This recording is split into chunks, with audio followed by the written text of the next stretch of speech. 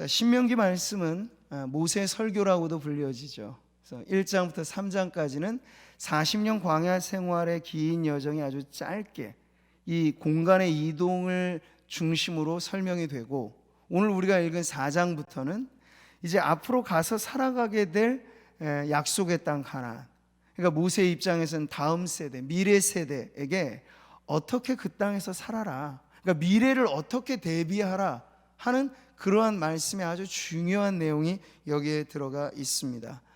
핵심은 간단해요. 하나님의 말씀만 붙잡고 오직 하나님만 섬기고, 그래서 믿음으로 흔들리지 않고 그 땅에서 살아야 된다. 이게 이제 강조점인데요. 근데 만약 이 믿음의 삶이 흔들리게 되었을 때 어떤 일이 벌어질 것인가에 대해서는 경고의 메시지로도 주는 거예요. 아무리 젖과 꿀이 흐르는 땅이라 하더라도 만약 그 땅에서 신앙이 해이해지고, 해이해진 나머지 하나님 섬기지 않고 우상을 섬긴다, 그렇게 되면 하나님께서 약속한 땅이라도 뿌리째 뽑아가지고 이방 나라의 포로로 너희들은 끌려가게 될 것이다. 이런 사실 어마무시한 이러한 경고의 메시지도 여기 들어가 있는 거예요. 그러니까 그 안에 하나님의 마음 분명하죠. 잘 살라는 것인데 말씀 따라 하나님 중심의 믿음의 삶을 살라는 거예요. 네. 좋을 때나 힘들 때나 상황에 기대지 말고 신앙을 가지고 살라 하는 이런 말씀인 것이죠. 자, 여러분, 그런 맥락에서 오늘 본문은 이렇게 말씀합니다. 그러나 내가 거기서 내 하나님을 찾게 되리니. 그러나 내가 거기서, 벌써 이 말씀은 제가 앞에 설명해 드린 내용이에요. 제대로 신앙생활을 하지 않아서 하나님의 선택받은 민족임에도 불구하고, 백성임에도 불구하고 뿌리가 뽑혀서 이방의 종로를 타듯 그렇게 가련하게 살아가는 그곳에 이르러서 지금 얘기를 하는 거야. 그러니까 처절한 절망과 실패의 그 자리에서 하나님을 찾게 될 경우를 이제 말씀을 하고 있는 거죠. 이스라엘 민족에게 있어서는 여러분, 북이스라엘, 남유다를 기준으로 이 멸망을 하게 되는데, 아수르에 끌려가고 바벨론에 끌려가는, 어쨌든 말씀 그대로의 예언대로 그들이 이방의 신들을, 우상을 섬기고 하나님의 말씀을 붙잡고 하나님 중심의 삶을 살지 않았을 때 결국에는 그렇게 몰락해버리는 겁니다. 모세는 아주 오래전에 이걸 경고하고 예고하고 했는데 그걸 피하지 못하고 그 문제에 빠지게 된 걸 우리는 역사를 통해서 알고 있습니다. 자, 그런데 그게 끝이 아니라는 거야.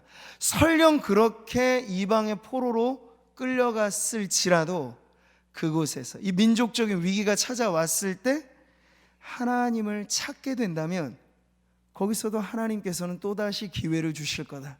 지금 이 말씀을 하고 있는 거죠. 민족 전체의 위기 상황을 나타내는 그 포로기 때 하나님을 찾게 된다면 회복의 역사가 일어나게 된다. 이걸 지금 말씀하고 있는 겁니다. 자, 오늘 이 말씀을 우리는 대하면서 민족적인 위기 상황뿐만이 아니고 성도 개개인에게 찾아오는 위기의 때란 다름 아닌 하나님을 찾아야 될 때라고 하는 것이 오늘 성경의 분명한 가르침인 것이죠. 우리 이 말씀 같이 한번 읽어볼까요? 그들이 그 환난 중에 여호와께 부르짖으면 그들의 고통에서 구원하시되 흑암과 사망의 그늘에서 인도하여 내시고 그들의 얽혀맨 줄을 끊으셨도다. 네, 사망, 흑암, 그에 주저앉아 있는 상태라도 하나님께서 부르짖어 하나님을 찾으면 건져내시겠다 하는 그런 약속의 말씀이 바로 여기에 있는 거죠. 힘들고 어려운 사면 초가에 우리가 휩싸여 있을 때 죽으라고, 절망하라고 그 자리에 있는 것이 아니고 하나님을 찾으라고 아주 마음을 다하여 뜻을 다하여, 우리의 일 가운데 가장 중요한 일이 하나님을 찾는 일인 것처럼 그렇게 하나님을 찾아야 될 때가 우리가 공동체적으로나 나라적으로나 성도 개인이 처한 위기의 때라 하는 것을 오늘 말씀은 가르쳐 줍니다. 자, 이런 점에서 저희는 우리 모든 성도들이 다 사실은 시대적인 위기, 상황적이고 환경적인 위기에 속해 있습니다. 조금의 차이들이 있을 뿐이죠. 이때를 우리는 달리 해석해야 됩니다. 믿음은 해석이에요. 이 위기의 때는 하나님을 더 간절히 찾아야 될 때라고 말이죠. 따라해 보실까요? 위기의 때는 하나님을 더 간절히 찾을 때다. 그렇게 찾으시기를 바랍니다. 솔로몬이 성전 낙성식 이후에 하나님께서 찾아오셔서 아주 유명한 구절인데, 이 말씀을 주신 건 이건 아주 특수한 상황의 경우에 어떻게 대처하라 라는 말씀인데요, 같이 한번 읽어보죠. 혹 내가 하늘을 닫고 비를 내리지 아니하거나, 혹 메뚜기들에게 토산을 먹게 하거나, 혹 전염병이 내 백성 가운데 유행하게 할 때 내 이름으로 일컫는 내 백성이 그들의 악한 길에서 떠나 스스로 낮추고 기도하여 내 얼굴을 찾으면 내가 하늘에서 듣고 그들의 죄를 사하고 그들의 땅을 고칠지라. 아멘. 여긴 바로 그런 몇몇 특수한 상황들이 나와요. 사람들은 자연재해로 말하는 그것, 그러나 하나님의 절대 주권은 자연이 스스로 문제를 일으킨다고 우리는 믿지는 않는 거예요. 그 모든 것에 하나님의 뜻이 있거든요. 그래서 하나님 그렇게 말씀하시는 거예요. 내가 하늘의 문을 닫고 비를 내리지 않는다고 말씀하시지, 자연재해 때문에 기근을 당한다고 표현하지 않으시는 거예요.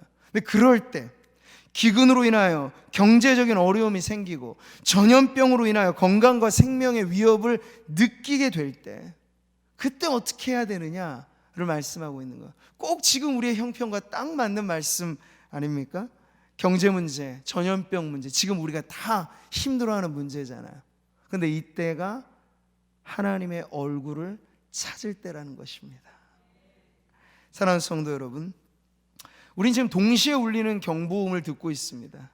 요즘에도 보면 뭐 긴급 재난 문자 같은 거 막 예배 중에도 가끔씩 막 들리고 그러잖아요. 시도 때도 없이 울려요, 이게. 근데 어떤 의미에서 저는 이게 하나의 그냥 신호적인 메시지만이 아니라 하나님께서 우리들에게 주시는 영적인 메시지가 아닌가 싶어요. 이런 특수한 상황에 있음에도 불구하고 더 간절히 하나님을 찾아야 될 때인데 오히려 옛날만 못하게 하나님을 찾지 않고, 사회적 거리두기는 안전이지만 하나님과의 거리두기는 위험한 일입니다. 하나님과 거리를 두셔서는 안 되는 일입니다. 근데 우리가 사회적 거리두기가 일상화되다 보니까 하나님과도 좀 거리를 두시는 것 같아요. 그래서는 안 되는데 말이죠. 이 동시에 경보음이 울릴 때, 경제다, 뭐 문제다, 정치다, 문제다, 다 문제 이게 우리에게 경보음이 울릴 때 우린 걸 어떻게 해석해야 됩니까? 아, 정신 바짝 차리고 하나님을 찾아야 되는구나. 하나님을 찾아야 되는구나. 주 없이 살 수 없네. 그 찬송처럼 우리는 지금이 하나님을 찾아야 될 때이구나. 그렇게 받아들이는 것이죠. 만약 그러지 않는다면 이것은 그냥 한번 겁주기식의 말씀은 아니었잖아요. 실제로 그들이 그러지 않으면 역사 속에 종족이 사라질 정도로 하나님께서는요, 이 선택하신 이스라엘 백성이 그 순종하여 믿음으로 주님께 나오지 않으면 이방인들을 통해서 하나님의 백성 삼으시는 그 일들을 하세요. 교회의 촛대가 옮겨진다는 건 바로 그런 의미죠. 옮기시는 주권이 또한 하나님께 있어요. 그래서 그냥 불안이 하나의 기우가 되는 게 아니고, 정말 하나님을 찾아야 될 때 찾지 않으면 그게 현실화된 심판이 된다는 거. 우리는 2000년 아니 수천 년 성경의 역사를 비롯 교회의 역사가 증명해 준 게 바로 그겁니다. 촛대가 옮겨졌던 역사, 민족이 일어나고 망했던 역사, 이게 다 하나님을 찾아야 될 때 찾지 않고 그 귀한 기회를 놓쳐버리게 된 참혹한 역사라고 하는 걸 보여주고 있는 거죠. 자, 그렇다면 우리가 하나님을 어떻게 찾아야 될까? 찾아야 될 때라는 건 분명히 알겠는데 오늘 말씀에 나오죠. 우리 29절 다시 한번 읽겠습니다. 만일 마음을 다하고 뜻을 다하여 그를 찾으면 만나리라. 여기서 우리는 뜻을 정한 인생이 얼마나 중요한가를 알게 되는 거예요. 하나님을 찾는 것, 건성으로 할 일이 아니라는 얘기죠. 우리가 하나님을 찾노라 말하는 것은 그냥 입에 발린 고백이 되어서는 안 되고, 성경이 말씀하잖아요. 하나님이여 사슴이 시냇물을 찾기에 갈급함 같이 내 영혼이 주를 찾기에 갈급하니이다. 이 갈급함, 목말라 죽겠다는 거죠. 여러분, 이 우리 3주간의 기간 동안에 저는 성도님들이 자발적으로 금식 기도도 좀 하셨으면 하는 바람이에요. 저도 그렇게 할 텐데 좀 틀려요. 임하는 마음이. 그냥 뱃속에 뭔가 채우는 것들이 저장된 것이 있으면 인간은 인간인지라 여유가 생겨요. 그러나 이게 쫙 배와 등이 이제 서서히 붙어가기 시작하면요, 간절함이 생기죠. 그러니까 금식에 기도가 붙으면 그 기도는 더 강력해지는 거예요. 그게 하나님 앞에 입증하는 거거든요. 하나님, 제가 이토록 절박합니다. 이토록 목마릅니다. 물론 이걸 가지고 뭐 하나님 협박하겠다는 것 아니에요. 그러나 그토록 내가 하나님 아니면 안 됩니다라고 하는 걸 내 곡기까지 하나님 앞에 내어드리면서 가는 거죠. 우리 사실 우리 믿음의 선조들은 그것을 일상화했던 신앙이었어요. 어려운 일이 있다? 그러면 기도해야지. 기도해도 잘 안 된다? 그러면 금식해야지. 우리 한국 CCC를 일으켰던 김중곤 목사님, 늘 연말 되면 CCC 연례 행사는 금식 수련회를 했던 거예요. 그 시기가 정말 대학생들에게 복음 선교가 아주 활발하게 일어났던 때거든요. 아마 지금 우리 장로님들 연세 그 이상 되시는 분들이 다 사실은 그 시기에 우리 한국 교회나 여러 이 교계 하나님께서 이 부흥의 축복을 주셔서 우리의 신앙이 불타올랐던 그런 세대입니다. 그때는 그랬다고요. 근데 지금은요, 아무리 어려워도 기도조차도 건성이지만 그냥 기도한다라고 하는 것 이상으로 진지하게 나아갈 마음까지를 먹지 못하는 성도님들이 참 많다는 것이에요. 여러분, 목마른 사슴이 물을 찾을 때 그냥 대충 뭐 찾으면 찾고 없으면 죽지 뭐 이럴까요? 생존 본능은 여러분 처절한 것입니다. 찾기까지 찾아요. 그 주님 말씀하셨잖아요. 그냥 대충 두드리라고요? 열릴 때까지 두드리라는 거예요. 얻을 때까지 구하라는 거예요. 찾을 때까지 찾으라는 거예요. 이게 영적인 갈급함이죠. 우리가 기도에 임한다는 건 바로 이러한 마음의 가짐, 이게 바로 뜻을 정한 인생의 태도인 줄 믿습니다.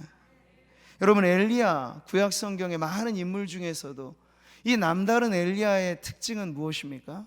야고보가 소개해주는 그 특출난 면은 이 부분이에요. 같이 읽어보죠. 엘리야는 우리와 성정이 같은 사람이로되 그가 비가 오지 않기를 간절히 기도한즉 3년 6개월 동안 땅에 비가 오지 아니하고 다시 기도하니 하늘이 비를 주고 땅이 열매를 맺었느니라. 야고보가 알려주는 엘리야는 우리와 똑같은 사람입니다. 초능력자가 아니라는 거예요. 뭐 우리와는 다른 초인적인 힘이 그에게 원래부터 있었다, 그런 건 눈 씻고 찾아봐도 없어요. 우리와 다 똑같은 성정의 사람. 근데 한 가지 차이가 있어요. 그에게는요, 아주 끈질긴 영적 근성이 있는 거예요. 말하자면 우리 옛날에는 익숙했던 표현 중에 또 하나가 이거죠. 소나무 뿌리 뽑듯이. 정말 저도 옛날에 산기도 하고 그러면요, 소나무 뿌리 뽑는다는 게 절대로 쉬운 말이 아닙니다. 근데 엄청나게 뭔가 하나에 집중해서, 그렇게 하나님 아니면 안 된다라고 하는 이 절실함이 표현되는데, 엘리야는 그러한 근성, 영적인 근성이죠. 말하자면 그걸 가지고 하나님께 나아갔다는 점에서 일반 성도들과 차이가 있는 거예요. 근데 그 차이가 작지 않다는 거죠. 다른 건 다 비슷해요. 엘리야가 우리보다 머리가 IQ가 좋았다, 성경은 말하지 않아요. 우리보다 신체 능력이 더 좋았다, 그렇게도 말하지 않아요. 차이가 있다면 끈질기게 열릴 때까지, 주실 때까지, 받을 때까지 하나님 앞에 나아갔던 거예요. 그랬더니 여러분, 하늘의 문이 닫히기도 열리기도 하는 기적을 일으키는 무릎의 기도가 되었던 것이죠. 그럼 우리라고 그러지 못할까요? 저나 우리 성도님들도 마찬가지. 하나님 앞에 똑같은 연인 인생이나 하나님이 귀히 보시는 인생은 뜻을 정하여 무릎으로 주님께 나아가되 간절하게 나아가는 성도의 기도를 지금도 주님은 들어주시는 줄 믿습니다. 이런 믿음을 가지고 내일부터 참여하시면 좋겠어요. 우리가 하나님을 찾는 방법, 간절한 기도로 하나님을 찾는다, 이것이죠. 그냥 머리로 궁리하는 게 아니에요. 철학자들이 논하듯이 하나님을 평가하는 게 아니에요. 기도에 무릎으로 나아가는 거죠. 위기를 인식하고 위기를 논한다고 위기가 해결되지 않잖아요. 근데 지금 세상은 온통 그런 일들만 해요. 속보가 나오고 뉴스는 하나의 프로그램이 되고 논평가들이 모여서 이 문제 저 문제 이 분석 저 분석 하지만 답은 안 나오잖아요. 답은 어디에 있길래요? 하나님이 우리의 답이십니다. 이 모든 문제의 중심에는 하나님께서 그 키를 쥐고 계십니다. 민족의 키, 나라의 키, 우리 인생의 키도 하나님이 쥐고 계신 줄 믿습니다. 그 열쇠가 열려져야 우리의 인생의 문이 열려지는 줄 믿습니다. 우리는 간절히 하나님께서 내 인생에 닫혀진 문을 좀 열어주십시오라는 기도를 해야 되는 거예요. 엘리야처럼. 나의 왕, 나의 하나님이여, 내가 부르짖는 소리를 들으소서. 우리 같이 읽어볼까요? 내가 주께 기도하나이다. 여호와여, 아침에 주께서 나의 소리를 들으시리니 아침에 내가 주께 기도하고 바라리이다. 아침에. 근데 여기는 아주 이른 아침을 말해요. 우리의 새벽을 말해요. 하나님을 찾아라, 간절하게 찾아라, 기도로 찾아라. 또 구체적으로 하면 어떻게 해요? 새벽의 기도가 우리의 인생 하루를 새롭게 사는 비결이고, 그 하루의 기도, 개혁자 루터도 말했습니다. 내게 산더미 같은 일이 쌓여 있는데 오늘 내가 2시간 평상시 기도했다면 난 그 이상 기도해야지. 안 그러면 오늘은 마귀에게 내어주는 날이 될 것이다. 그는 그토록 철두철미하게 기도 최우선의 삶을 고집하였기 때문에 한 세기를 뒤바꿔 놓는 하나님의 놀라운 도구로 쓰임을 받았던 것이죠. 오늘 우리에게도 시간은 공평합니다. 째깍째깍 돌아가는 시간의 물리의 법칙은 누구에게나 공평합니다. 근데 여러분, 기회를 잡는다는 거 뭘까요? 아침, 새벽, 미명을 그냥 우리의 피곤한 몸에 이끌려서 내어놓는 것이 아니라 피곤한 몸을 이끌고라도 예수님 그러셨던 것처럼 새벽 오히려 미명에 한적한 곳에 나아가셔서 기도하셨던 그 모습을 본받아 우리가 하나님을 찾되 새벽을 깨워 하나님을 찾는 성도님들 되시기를 축복합니다.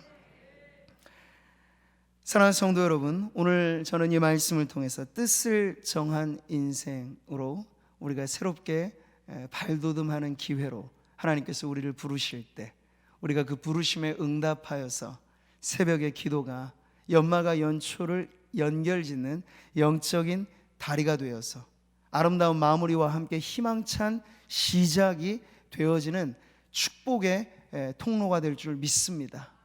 이렇게 뜻을 정하여 하나님을 찾는 인생들에게 하나님 분명하게 약속을 하셨어요. 우리 29절 한번 더 읽어보죠. 만일 마음을 다하고 뜻을 다하여 그를 찾으면 만나리라. 마음을 다하고 뜻을 다하고 찾아도 너는 못 만날 거야. 이러면 우리가 찾을 이유가 없어요. 못 찾겠다 꾀꼬리 이러면 안 되잖아요. 근데 하나님 분명히 말씀하셨어요. 마음을 다하고 뜻을 다하여 그를 찾으면, 나를 찾으면, 하나님 말씀하시는 거죠.